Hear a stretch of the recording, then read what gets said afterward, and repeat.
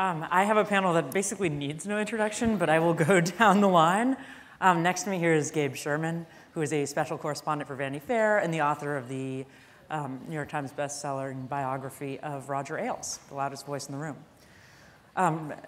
Rebecca Corbett is the assistant managing editor who oversees the investigations department at the New York Times. And she edited the Harvey Weinstein investigation and has been overseeing much of the harassment coverage. Stephanie Mccullen is the national enterprise reporter for the Washington Post. She was part of the 3-person team that uncovered Alabama Senate candidate Roy Moore's pursuit of teenage girls. And she is originally from Birmingham, Alabama. And Bernice Young, who's a reporter for the Center for Investigative Reporting, the Reveal Center. Reveal? Center for Investigative Reporting? Reveal from the Center for Investigative Reporting. Perfect. Whose work examines issues related to violence against women, labor and employment, immigration, and environmental health. She wrote Rape on the Night Shift, an investigation into the sexual abuse of immigrant women in the janitorial industry. So, before we get started, I basically just wanted to say right off the bat, thank you for the work that you guys have been doing.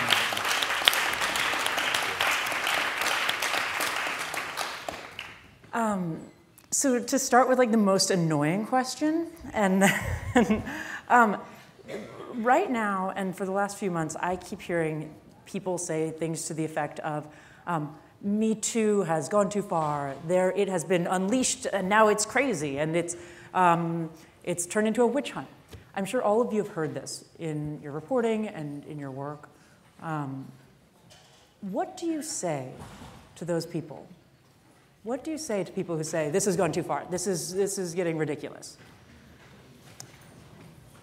Well, I would not counter, but I'd also say the other thing I keep hearing is that the world has changed and everything has changed. And I look at both statements sort of in parallel, and that I think that what has happened over the last year or so is a broad cultural consensus that harassment is a persistent and pervasive problem, and that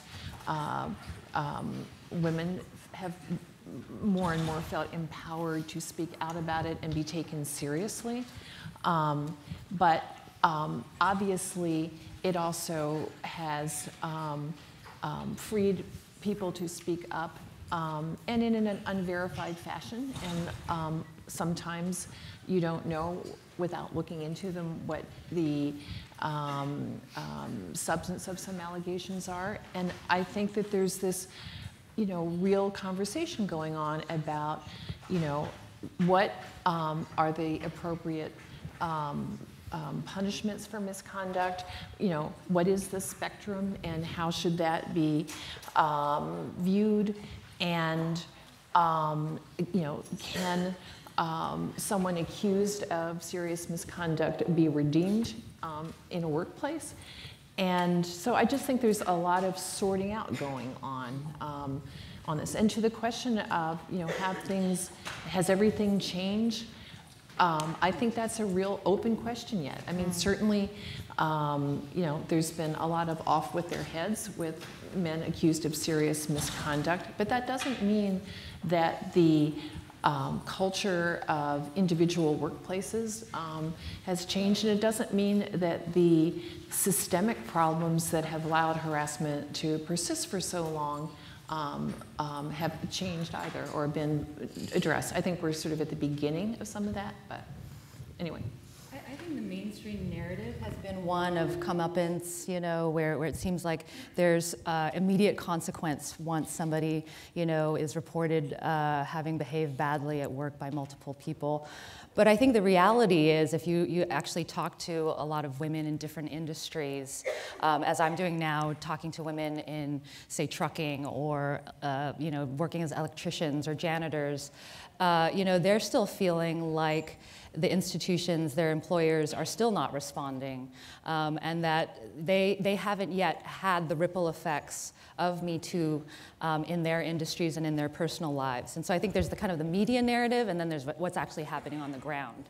I would just sort of echo that sort of question of whether Me Too has gone too far. is, I think, sort of a false question, because the whole notion of, well, what is Me Too? I mean, yeah, it's women airing their voices, but sort of my lens into the story is looking at the way, in particular Fox News, but it's also around a lot of other companies. The corporate culture allowed this abuse to happen, and the silencing of women through draconian non-disclosure agreements, HR departments that were in no means friendly environments for women to speak forward, in some cases using private detectives to smear the reputations of women coming forward. That hasn't fully changed. There hasn't been legislation. I know some people are pushing bipartisan legislation to change forced arbitration for women who make harassment claims.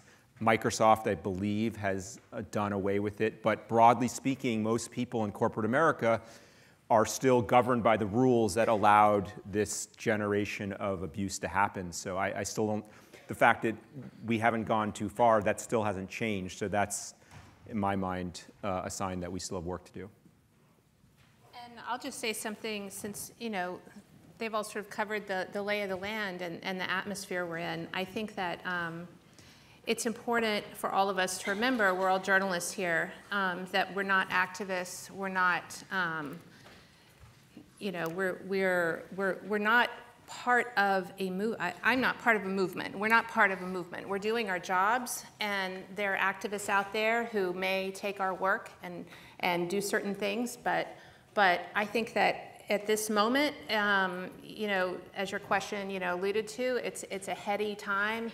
People are coming out of the woodwork, and I think it's incredibly important for journalists to just remember to do their job and remember that that the targets, so to speak, of some of these accusations deserve our skepticism and deserve for us to vet carefully allegations and not to just automatically believe people. I mean, definitely, we have a history of not believing women, so I'm not taking issue with correcting that, but at the same time, I think it's just critically important to remember that that we're journalists and we're pursuing facts and we're not activists. And in my case, the stories that I did, I often say this lately, but the women who came forward in the Roy Moore stories. They didn't see themselves as part of some movement. They weren't on a bandwagon. They weren't,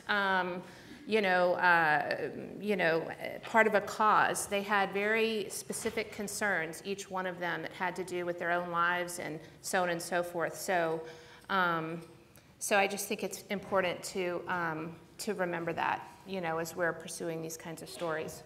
Yeah, I want to start kind of towards the beginning, which is really with your book, which had two women on the record, in your Roger Ailes biography, had two women on the record talking about sexual harassment. But it didn't really click or something. It didn't have an impact. What happened there? Why didn't you focus in on that more? It's a great question. So in my biography, which was published in January of 2014, I did include the accounts of two women who had worked under Roger Ailes in the 1980s, he had propositioned in exchange for career advancement. And I had heard stories of his behavior at Fox, but the culture of fear and silencing that we had just talked about was so pervasive at that time that no women were willing to come forward, and I really felt strongly that I wanted these to be on-the-record accounts and not just anonymous accounts.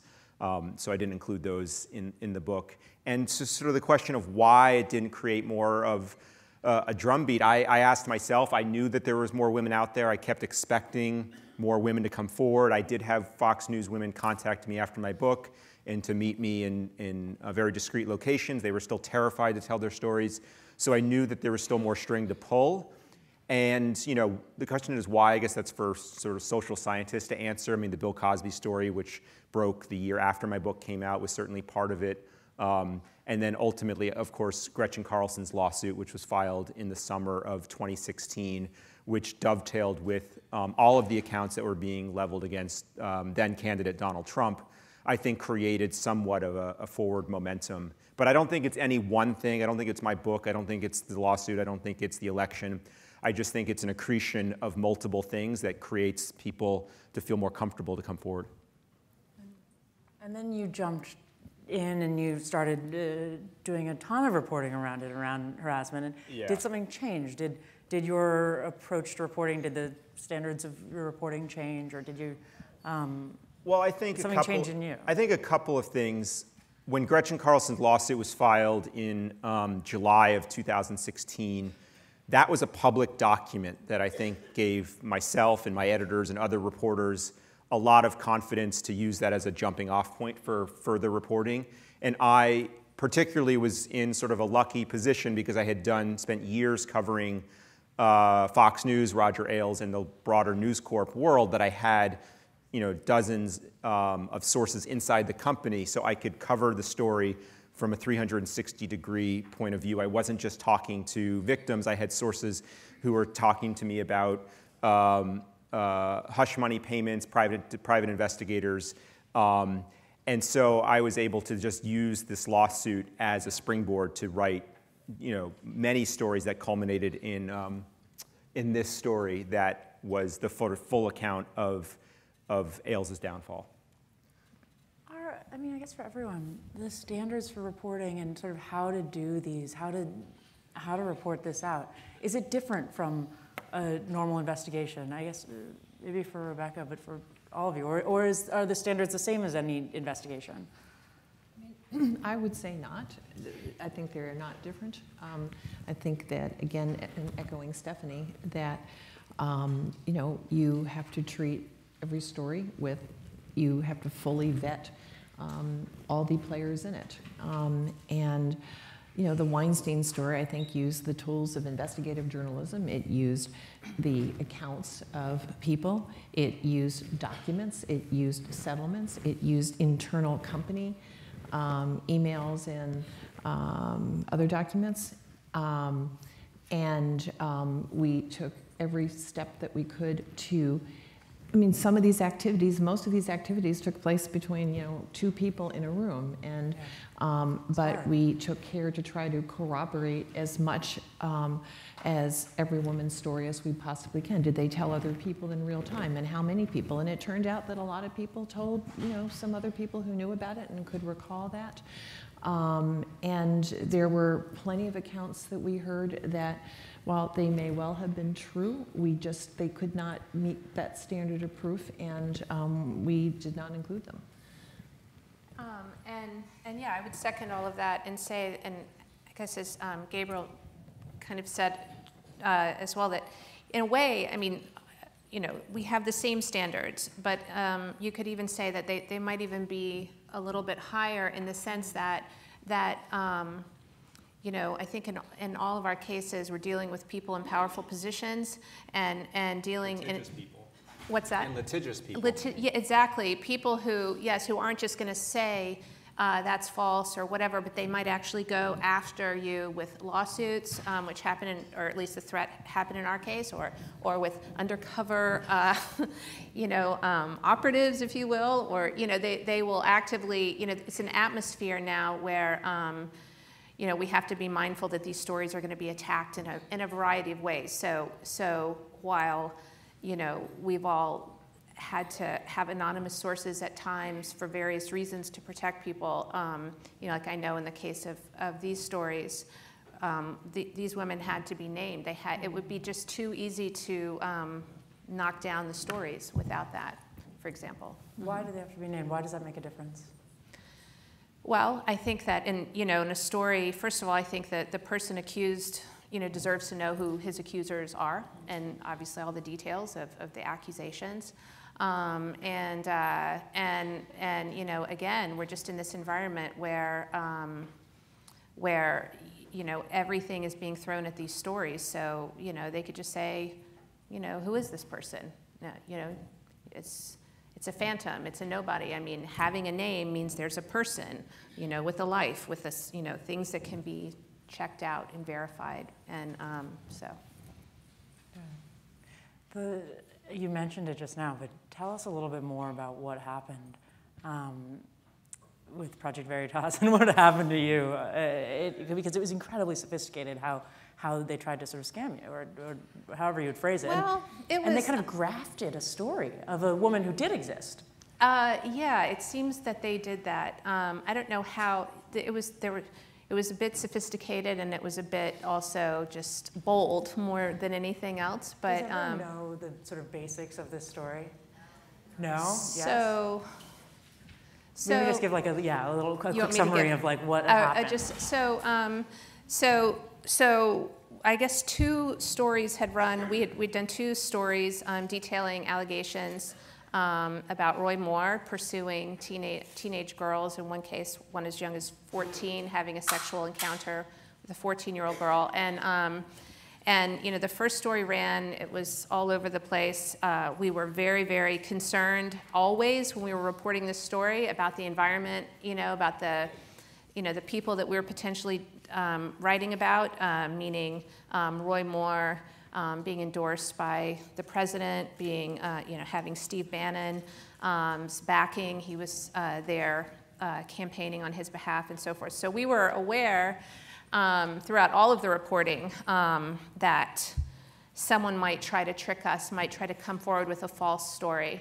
And then, so what happened after 2 stories ran is a woman got in touch with my colleague Beth Reinhard with a story saying that Roy Moore she had encountered him at a church when she lived in Alabama for a couple months. Roy Moore got her pregnant, she said, and he drove her to a doctor in Mississippi who gave her an abortion. These were the outlines of her story. And so so Beth met with her, being very, you know, thinking, well, maybe it's true, but you know, there were some red flags. For example, she had an email address. She only lived in Alabama for 2 months, and I know football is very popular in Alabama. Her email address said Roll Tide 15 or something, and so but she was currently living in New York, this woman. And so red flags were going up, and Beth met with her, and then I guess the woman felt like she didn't get very far with Beth, so she asked to meet with me. And not to get into all the details, but basically I was in Alabama, I was flying back to DC.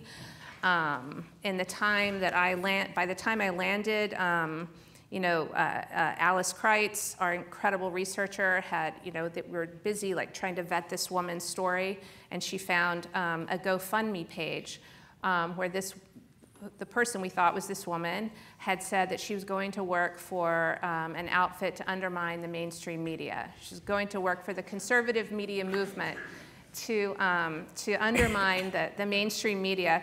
And so I land, my editor's like, come to the office immediately, do not answer any text messages, do not answer any phone calls, come to the office. By the time I got to the office in Washington, this plan had been hatched. We figured this woman was trying to embarrass us, and this plan was hatched that I would try to meet with her and confront her about what this document was. We didn't know who exactly she worked for, but we suspected she might work for perhaps Steve Bannon, perhaps for the outfit it turned out she did work for, which was Project Veritas.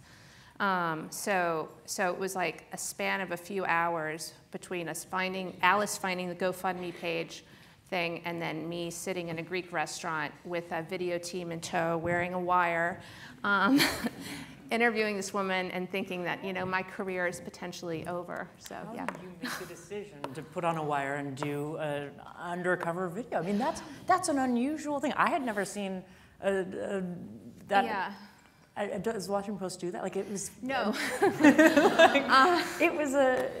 How did that decision get made? Well, so Beth had met the woman, and was just tough as nails, and as she should be, as we were with everyone, but we thought there was a possibility that she had tape recorded Beth, or videotaped her, and that she might be part of one of these outfits that was going to splice that together and release some kind of video to try to embarrass Beth. Although I don't know how they would have done that, because it's not like Beth said anything that was going to be embarrassing. But so you wanted to sort of fight fire given with fire. given how they operate. So yes, so our plan was that we wanted to get her on videotape, so that in the event that they released theirs, we would have ours, and so so that was kind of how it went. So my goal in the interview was to again to just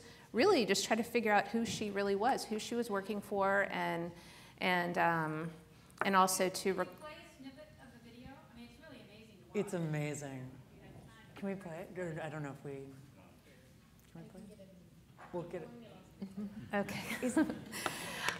So that was the thinking, and of course this was we ran it by the lawyers, ran it by editors. Marty, to his credit, was like, yes, let's do it, and so off we went, me, the video guys, to a Greek restaurant in Alexandria, me wearing a wire, not having much sleep at all, because I've been in Alabama reporting, continuing to report on this story, and then the interview happened, which some of you may have seen, and then when it was over, the plan was that we were going to tail her out of the restaurant, because we incredible. Well, because we wanted to know, we didn't know who she worked for, and so we wanted to see if maybe she was going to go back to some office that would reveal who she was working for, and so when the thing was over. We had another reporter waiting outside to sort of, follow her. And then so she walked and she went to the Target nearby, and she sort of started doing these evasive maneuvers inside the Target. Aaron Davis was following her, and he grabbed some toilet paper under his arm to camouflage, and going, and she lost him. And then me and the video guys were, came and were trying to find her. This only happens in movies. No, I mean, it was, I've come to call it, the madcap portion of all of this, because it was just, it was crazy. And so she lost us, and then someone had, and I think it was, it was Alice and Beth and then other reporters who had a hunch that maybe she worked for Project Veritas. So colleagues ended up going up to their offices days later and, staking out her house and the offices, and then in she went. And so that's when we knew that we had figured. Sorry for the long-winded story, but it's a great story. So that's kind of. I hope it becomes a movie within days. Can we play it? Oh God. This is a GoFundMe page, which has your name on it, Jamie Phillips. Yeah. And it has also, let's see, where was that? It lists somewhere a donation from the person that you said was your child, Taylor. And it says that you're moving to New York. And that you've accepted a job to work in the conservative media movement to combat the lies and deceit of the liberal MSM. I'll be using my skills as a researcher and fact checker to help our movement. So I just wanted to ask you if you could explain this, and I also wanted to let you know, Jamie, that this is being recorded and video recorded. Okay. Yeah, I was looking to take a job last summer in New York, but it fell through. So I ended up not taking the job. Okay. So, but you were interested in doing this job? Can you talk about that a little bit? Yeah, it was going to be with the Daily Caller. The Daily Caller. Yeah. Okay. But it didn't. It ended up falling through, so I wasn't able to do it. Because my fiance was relocating to New York, so I was looking for a job to go with him. And it didn't work out, so I ended up just staying doing what I was doing at the time. And what was your interest in working for the Daily Caller? I like their stories, and I thought that I would be good at doing research and stuff like that. Because just based on my background with the mortgage business, like that's pretty much all I do all day is like research things. You know, so Yeah. but it didn't plan out for me, so. Yeah. So okay, so you tried to get the job, but you didn't get the job. You're saying? No, I went through the interview process and I thought that it was going to go well. Like I had a good feeling about it, but then like at the last minute, I didn't get the job. So. Anyway, so yeah. Rebecca, is this something that the Times would do? I got nothing after that, you know. You know, I do think that there is a reason there are these people called private detectives who may be better at tailing people than professional journalists. And every time journalists say, oh, we're going to follow this person, whatever, I'm always sort of skeptical that they won't lose them in traffic or whatever. So, I mean, you know, Project Veritas tries to undermine legitimate reporting and important journalism, and they should be the focus of serious skeptical journalism themselves. I don't know that we would have done it. I can contemplate having the conversation about it. One of my colleagues in the New York Times there is sitting there shaking his head very emphatically that we would do it. Or nodding in agreement, I should say. Clarify. Yeah. Bernice, I want to ask you, one thing that's been really interesting and kind of dovetailing off this is that no one really, I mean, you've been reporting on this for probably the longest, about sexual harassment and about people being assaulted in the workplace, and people weren't really listening. What changed? Right, so since 2012 or so, I've been reporting on sexual harassment among low-wage immigrant workers in collaboration with UC Berkeley's Investigative Reporting Project program and KQED and Frontline and Univision. And, you know, we've been doing that work, looking at farm workers to start with.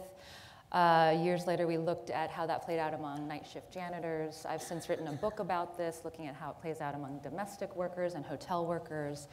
And it's true that I think they're just invisible workers. They're people that we don't see. So when this type of abuse happens, that remains invisible as well. It's also very hard to surface these stories for many reasons. I think that, as all of this reporting has shown, you know, the willingness of victims to come forward is so fraught and requires so much time and sometimes some prodding. And you can imagine for immigrant workers, low-wage immigrant workers, some who might be undocumented, working paycheck to paycheck, they face a number of logistical barriers, concerns that are deeply economic, you know, financial fragility, that just layers upon the many reasons that people choose not to come forward in the first place. And so I think it's a combination of just, these are stories that are really, really hard to bring to light, and then I think that they're just not populations that I think we tend to pay attention to. I think that when we first started doing this reporting, this was a question among the reporting team. Are people going to care? If I could jump in, we have this conversation in the office all the time about like why it sort of took off finally, and I sort of agree with what Gabe said and what you just said, and I do think it was very much cumulative. All of these things, you know, the Ailes reporting, the O'Reilly reporting, which sent the message that even the biggest stars can become liabilities to institutions, which was a really important thing to happen. And you know, advertisers started, you know, punishing Fox for that. And you know, some prominent women in Silicon Valley spoke out. And you know, with Weinstein, I think it was partly the, the sort of scale and scope and alleged criminality of some of his behavior that, horrified a lot of people. Some people argue that it was the celebrity factor with actresses. I mean, the fact is that, and that certainly brought a lot of attention to it, the fact is that most of his alleged victims were not well-known people. They were office assistants, they were his own employees, they were young women who wanted to be actresses but were not household names.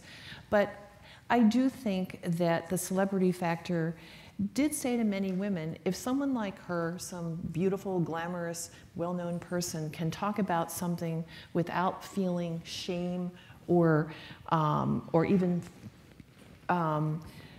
concern about what might happen, which I think many of the actresses, it was a real hurdle to get some of them to come forward, of course. But I think it said to some women, then I can talk about this too. And, and I think that it just, all of these things cumulatively made it so clear that this was such a pervasive problem. And I think women were fed up, and it's sort of, all of this sort of catalyzed that. Has it been felt in the communities? I think what's been so fascinating is that all of the dynamics are absolutely the same. It's basically an abuse of power in the workplace. The way that is realized is slightly different. It might be a very powerful supervisor on a orchard instead of, somebody who can call the shots on a Hollywood production.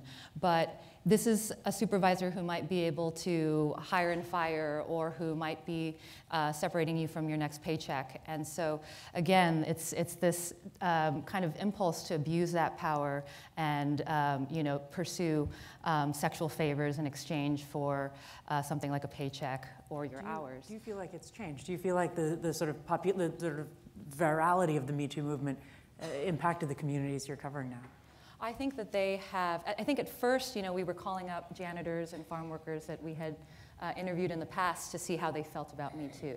And I think in the beginning, there was this feeling that they felt so proud that women had come forward and taken this step, I think, jointly and unity for all other women. And they really valued that.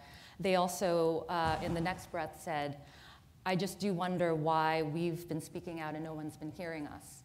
And so I think that's a real, an honest reflection on that. And it is a real question. But I think what Me Too has really done is it has helped contextualize a lot of what we have been seeing for a long time, and it's brought credibility to, I think, the reality of a lot of women. I think, for instance, seeing the fact that even Hollywood actresses, even women who are perceived to be very powerful and who have a lot of resources, might delay their reporting, might feel uncomfortable coming forward, was really important for a lot of the other women who had similarly faced a lot of concern and worry about and anxiety about stepping forward. I just want to talk quickly about the slide you had up for when Rebecca was talking about the complicity machine, because that to me is the heart of why the story is so much bigger than sexual assault and abuse, which is on its own kind of horror. Is, for me, the focus of a lot of my Fox reporting was on the institutional nature of it, and the way in which it's too simplistic to focus on the bad actor, whether it's Roger Ailes or Bill O'Reilly. You have to focus on the system that was created. In the case of Fox, and also like Miramax and the Weinstein Company, this company was basically structured to allow sexual assault and harassment and abuse to happen at the highest levels. And so, just one quick example of that, I wrote a very detailed story about a woman named Lori Loon, who was a mid-level Fox executive who for about 20 years was in a psychologically and sexually abusive, I don't even want to call it relationship, but dynamic with Ailes. And he used the legal department to silence her with a $3.1 million payment. When she had an emotional breakdown and needed psychiatric care, he sequestered her using Fox News resources with his deputies in a Manhattan hotel room, and then he flew her to Texas and paid for psychiatric hospitalization, all using company resources. So that, to me, is as much of a story about corporate corruption and abuse than it is about sexual abuse. And I think, these are, in the case of Fox, a public company. Then the Southern District of New York opened a federal investigation into whether shareholder money was used inappropriately to silence women. So that's why, in my mind, there's so much reporting to be done, and it shouldn't just be on the bad actors, it should be on the system. I'll just interject there that in the case of the Roy Moore reporting, we weren't dealing with a corporation, but we're dealing with the culture, if you will, of small town culture, and in many ways that culture, the good old boy network, the social conventions, and whatever acted, it's not as hardball as using lawyers and things like that, but that's effectively the system beyond just the person. And that reckoning hasn't even really started. I mean, the sort of structural one. Mm-hmm. It's starting to, I think, and to what Rebecca was just saying, the fact that Bill O'Reilly would be fired, advertised. I mean, ultimately, corporations change only when their financial interests are threatened, and that is what we're starting to see. But again, there's still Enablers are all still some enablers are still there at Fox, and just most recently, months back, Rupert Murdoch, who owns the media empire that Fox News is a part of, had dismissed all of these allegations as, quote, nonsense. So that just shows you from the highest level on down that the system hasn't fully changed. I want to ask one thing, because we're among professional reporters. When you are, this is kind of a specific thing, but when you're preparing a woman to go on the record, or you're talking to a woman who wants to go on the record, or you're starting that story, I want to ask, how do you do that? What are the things that you're thinking about? What are you worried about? How do you talk to people about what's going to happen when they become public figures in this movement? And I know you guys are all doing it from different, I mean, it's from Ashley Judd to janitors. And so what are the dynamics at play? How do you think about that? Well, I guess, some of the women that we were working with had literally no context for the American media at all. So we were often having to explain what off the record meant, what on background meant. We were having to explain that this was going to be on national television, on public radio. It was going to be online. We tried to be clear about how public it would be. But I'm thinking specifically of one janitor who is pretty central to my book. And she kind of opens and closes the book, and I kind of went back and forth with her a number of times about, I want to be clear here, you're going to be in a book, and your name is going to be published here, and your entire story is going to be included here. And she kept saying, yes, sure, of course, I understand. And I just, I just kept checking with her because I wanted to make sure that she was truly giving me her informed consent, because I understood that there was a certain power dynamic between us as well. I had spoken to one of her attorneys, and her attorney had told me that even as she was working on some legal documents, this woman was really just trying to be agreeable as much of the time as she could, and so sometimes was agreeing to things that weren't quite right. And so it was, critical that if I wanted to be factually accurate and also make sure that she was actually agreeing to be in this book, that I had to continue to give her permission to challenge me. And so I asked her multiple times, and then I also tried to take myself out of the equation altogether. I asked a trusted intermediary to also then ask on my behalf. Because I just really, at the end of the day, I was going to write this book, and it was going to be published, and I would go on living my life. And I know that she's in a pretty vulnerable state. Her immigration status is tenuous. She still works as a janitor. I just needed to sleep at night.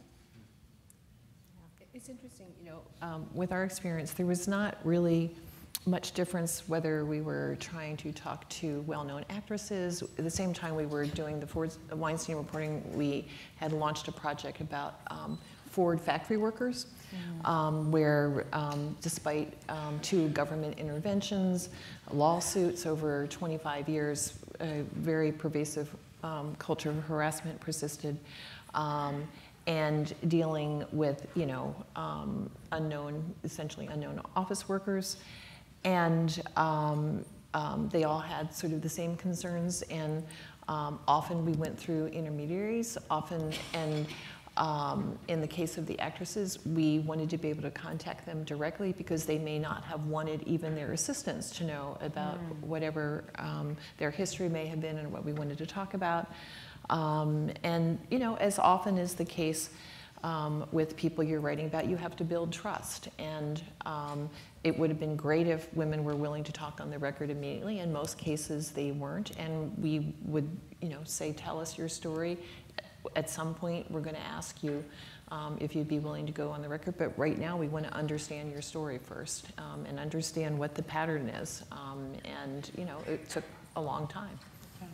Stephanie, what kind of, I know the women you've written about, it's been hard. Talk to me about what happened after some of those stories and sort of what you do with that. Well, I think, Maybe just give some context about what happened, actually. I'm sorry? Oh, give about what happened exactly after. Yeah.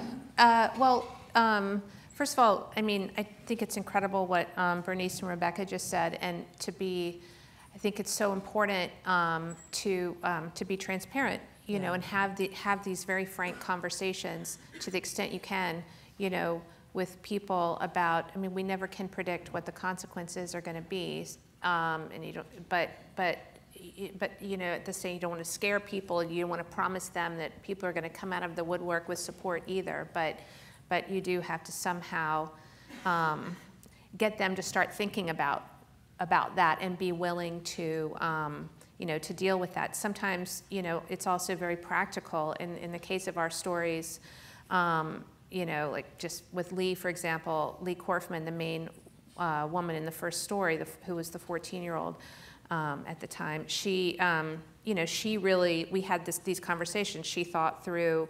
Well, okay, I could be inundated with reporters calling me. How am I going to handle that? Where am I going to go? She got extra police patrols in her neighborhood, as did some of the other women. Did you suggest these things, or did people sort of think of them? Or? No, it was more like, you might want to think about this, and another one of some of the consequences, Lee, after the first story ran, she basically went into hiding for some weeks. She went to stay with her parents. Debbie Gibson lived in Florida. It was interesting. She was sort of the least controversial, if you will, of the women, I would say, because she was older. Her mom knew that she was dating Roy Moore when she was 17. He met her in her high school civics class when he was 34. But but she, she was the least controversial in the sense that it was, her parents knew it wasn't all, secret. But she ended up being just like viciously harassed after the stories came out because she had a business doing sign language interpretation, and at one point she had done some work for the Hillary Clinton, the campaign during the election. She's worked for Republicans. She'd worked. It's like a tiny percentage of the work she did, but people seized upon that, and she just ended up being, having horrible threats and having police patrols in her neighborhood, making police reports. She was really scared, and these women also did get a lot of support as well, I should say. Yeah. I think in my case, one of the things that I really tried to do, and it speaks to exactly what they said, is obviously be totally transparent with what you're going to use in the story. There should be no surprises. And also, once the Roger Ailes story started to break, it was a very competitive story. Women were coming forward. And in my case, I got one of the women former Fox News employees to speak publicly about a harassment settlement that had been made. And she was violating her non-disclosure agreement, which would open herself up to legal consequences. And I agreed to let her, she had told me we had a long on-the-record interview. I could have just gone ahead and published it. But she says, I need to transfer all of my life savings to my mom's bank account because if Fox sues me, like, I want to shield my assets. Now, I don't even know if that would have worked because lawyers could have found that. But I sat on the story and let her do that. And in fact, I think the next day, the Times published it first, and we matched it. But I was willing to sort of give up a scoop because one news break for me was not worth re-traumatizing this woman feeling like she could be financially ruined by breaking a legal document. Does this ultimately become its own beat within news organizations? Like, because it's sort of specialized, because you need to have an awareness of how to talk to a survivor and prepare them for what might happen? Or is this something that imbues every reporter's beat? How does this, like, I guess, Rebecca, like, how does this flow into the New York Times? I've been curious, genuinely. Well, I mean, in the fall after the Weinstein story was published, I mean, through our tips line, there was just a tsunami of information coming, and we distributed it to a cluster of reporters in several departments, and they sort of became, it became a subspecialty for a while. And, there are certainly still stories along those lines that we intend to pursue. I'm not sure that it's like a beat in itself per se. I think the big questions, in addition to, holding institutions accountable, is, really looking at this question about what is really changing and how and how not, and how workplaces are grappling with what can be pretty complicated questions of how do you have treat this subject, firmly, but fairly. And there's a lot of interesting aspects of that whole endeavor. And, there's issues of the law and other things as well.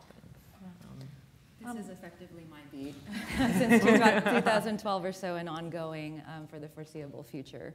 But I do think that having covered this issue for some time, I've learned a lot from the sources themselves about how to approach these stories and what questions they have. I think it's been really fruitful territory for reporting. I want to open things up for questions. Oh, good. How are we doing questions? Do we have a mic going around? I think we have about 15 minutes for questions. Hi, Esther Kaplan from the Investigative Fund in New York. I would just love people's perspectives dialing back before all this, like how stories like Cosby, for example, didn't happen.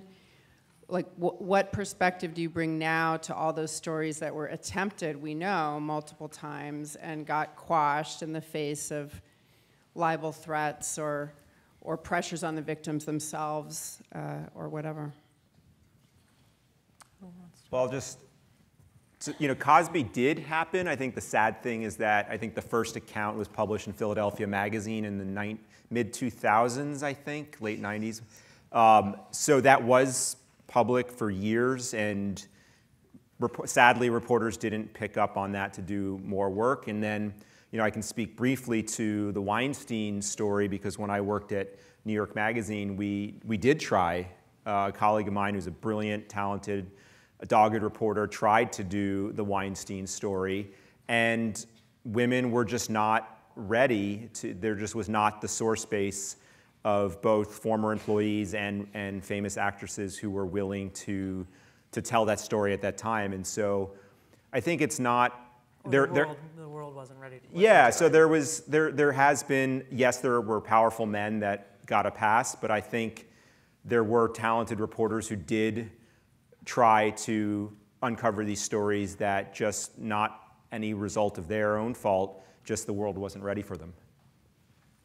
This is not really a question I feel it'll allow place. I do a lot of clearance for the IRP. I cleared rape in the fields and rape in the night shift and so forth. Lowell is constantly advertising my very low hourly rate, and I ask him not to. But I just wanted to clear up one thing, Stephanie, because there's a lot of people in here who are students. If you had wanted to do that wiring of yourself for the fake source, when you wanted to catch her on camera, if you had done it in Maryland, it would have been against the law. Yeah, we were very aware of the of the consent laws. Yeah, Right. the one-party consent, two-party consent. So Great. Virginia's a one-party consent. Yes. You have, yes, it is. Yeah. That's right. Thank and you. you've saved me. It's very confusing. Yeah. But you saved me a lot of trouble. Thank you very Yes. much. Yeah.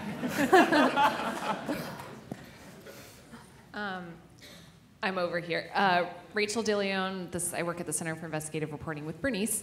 I am wondering, because I feel like when people are approached by a source who's a potential victim, I think people want to consider their, background and their mental health and things like that. And I think when stories come out, a lot of people will question that. However, those tend to be populations that suffer from mental health disorders or drug use or sex workers are actually very vulnerable to these kinds of attacks. So I'm wondering how you guys balance, backgrounding sources and considering those questions. It's a great question. Do you want to? Well, I think it's critical to background everybody for the reasons that we've been talking about, including the victims, the putative victims. And I think that ultimately, the way that the reporting teams that I've worked with have thought about it is that, there's no such a thing as a perfect victim. So if you have a blemish, that doesn't necessarily discredit you. So you're reporting around the facts of the allegations, and you're looking for credibility around the allegations. I think where it starts to get complicated is if the subject has a past that raises questions about their credibility, as has happened recently for me personally for a story where we decided not to run it because it appeared that the individual had a history of filing frivolous lawsuits. I think, but the fact that somebody has a difficult or blemished past, I don't think should preclude them from being taken seriously as a sexual assault victim.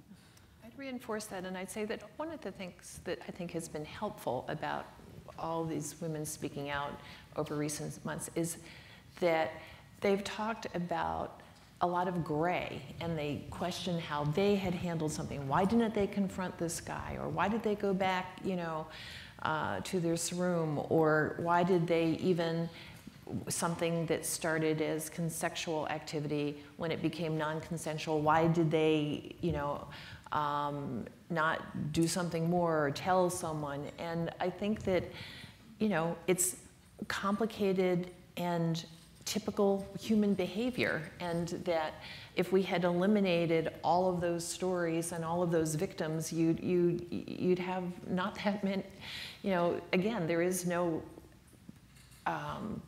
often no real clear-cut, totally, perfect victim and perfect villain. And just to add on to that, it actually strengthens stories to be transparent about all these things. Because readers, it's to be transparent and to not to pretend in a story that someone is an angel because that just becomes one that makes it easier to knock down, I guess. And so when you're backgrounding a source or whatever, you're looking for red flags, credibility issues and all of that. But then at some point you just want to know how someone might attack someone so that you can, shore that up as best as you can in a story.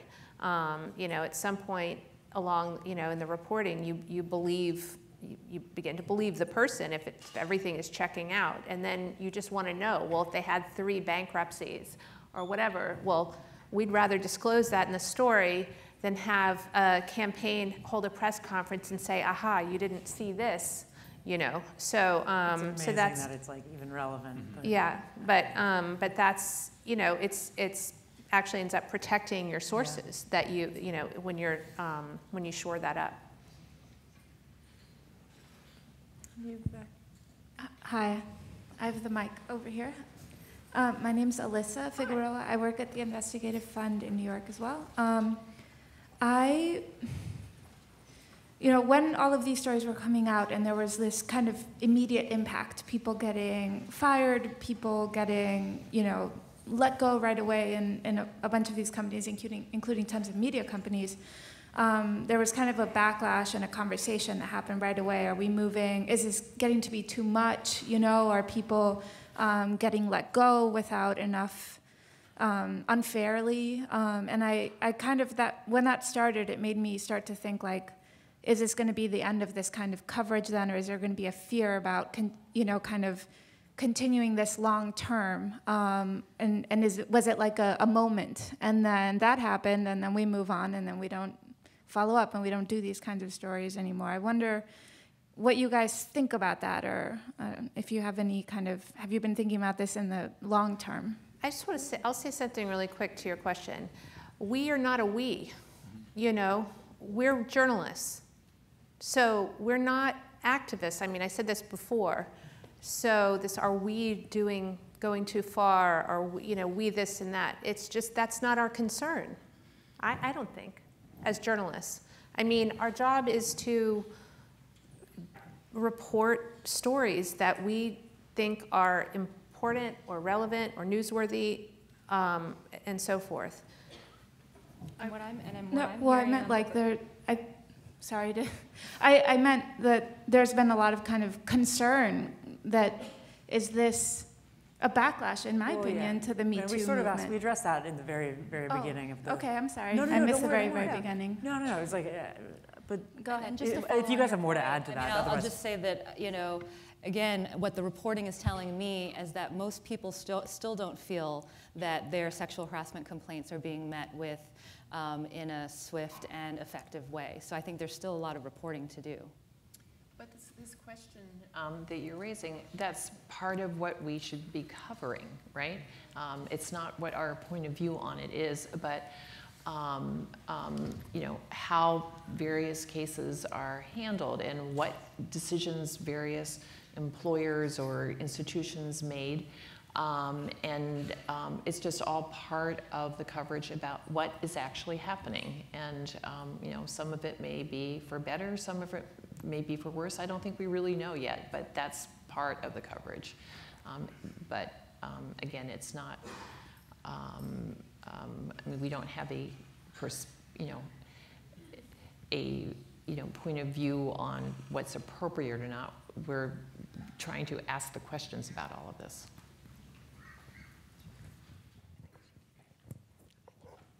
Hi, I'm Anna Hyatt. I'm from the War Horse. I was wondering if you've thought at all about looking at the sexual assault and intimidation of men, not just women. I mean, of course, women are often the focus, but men can be victims as well. We've actually done, at the Times, a fair amount of stories about men who have been victimized. We've done some about men in Hollywood, and a recent story about food servers. There were some men. We did some stories about photographers who abused male models. So there is an awareness, and we have done some coverage of that.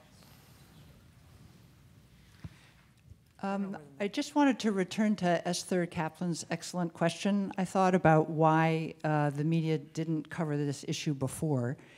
And I just want to say I have so much respect for the reporting that all of you have done, and I agree so much with what Ed Wasserman said at the beginning of the day about how Me Too reporting changed the world. And congratulations to all of you. But could we just spend one more second examining the question of why we, sorry to use the word we, Stephanie, why we didn't do this reporting before? And I understand there was one really good guy at New York Magazine who tried and failed, but this is happening across industries for a long, long time. How come it wasn't reported before? And one more question, which is, why did it take us so long to turn that lens on our own newsrooms and to root out the sexual predators who worked among us? I love a good Roger Ailes story as much as the next girl, but it wasn't just at Fox News that there were problems like this. Well, I'll take the first question, which is I think we have been doing this reporting. I think that there has been amazing reporting looking at campus sexual assault, at sexual assault within the military. You know, we have been looking at sexual assault within low-wage immigrant workers. It's been incremental. You know, your book came out. I think, you know, it takes time for there to be almost this cultural moment, this, you know, an opening for people to feel comfortable coming forward. And amazingly, you know, the reporting that the Times and the New Yorker did, you know, helped push that space even further open. But I think all of that previous reporting helped usher and helped create, hopefully, a sense that people can come forward, that there is a tradition, there is a history, there are examples. And so I think it has been happening. It's been slow in coming, and now kind of, you know, the dams have broke. If I could add, I think that there has been a lot of reporting, not just over, you know, recent years, but over decades. And, you know, I forget the exact date now of the, you know, sort of sexual harassment law. But that it became a familiar subject, and there were, again, some impediments to be able to some of the reporting. Like if you have an EEO settlement, often nothing it's a sealed document. You don't know what the accusations were, you don't know who the victims were, you don't know who the accused harassers were, and you know, that was set up by law. But I think that, again, sort of what happened more recently is that you know, there was an accumulation of contributing factors, and that in a way the reporting methods were reimagined. I mean, settlements and non-disclosures became, in the past, were ways of essentially killing attempts to write stories. I mean, what happened with sort of the Ailes coverage, in a way, and the O'Reilly coverage, is the fact that there was a settlement became a way of writing a story. But, you know, I think there were a lot of reasons that, you know, it sort of took so long to break, but I do think there have been many efforts over the years to write a lot of stories about harassment, not maybe these particular ones in the last year or so. Like it became a different lens. Like, I don't know, there were 2 books written about Uber that didn't talk about the situation around women at Uber, which was the whole story of what was happening at Uber. And it's almost like people just weren't seeing it, or couldn't see it, or didn't want to see it. I don't know. I think it's a really fair question, though. I think it's a question that we should all be asking. Hi. So I'm Cheryl Phillips. I teach journalism at Stanford. I just want to add something to that, and because I've covered it myself at the Detroit News back in the 90s, where we looked at all kinds of issues related to harassment cases. They're hard stories to report, but it's been going on, this kind of coverage has been going on for years. We look at what Dave Boardman did at the Seattle Times that took down a senator back, and I don't remember the year that was when you did the Brock Adams coverage, David, if you're in here. But there have been a lot of stories that have been done over time. It's just they're hard stories to do. And it's hard to get people on the record. It's hard to get documentation. It takes effort. And I think it's broken open now in some ways in terms of people being more willing to talk. But it's not, I think, for lack of journalists trying to cover these issues. I think we're out of time now, guys. Can I add one little thing to that? I'm Juan Hamilton here with Scripps News. And I just feel like the whole movement, part of it in my mind was a reaction, and you guys tell me if I'm wrong, but I feel like it was also a reaction to what happened with our president from Pussygate. I think the entire nation was just outraged and was like, oh my God, really? And then you also had the Bill Cosby case that is now going forward again. But I think for the first time, with Bill Cosby, for the first time, it wasn't so much that the statute of limitations was going to silence these women, whether he wins, loses, whatever. But normally, that was how you sort of got around sexual assault. Well, you didn't say anything about it then, so it's a little late.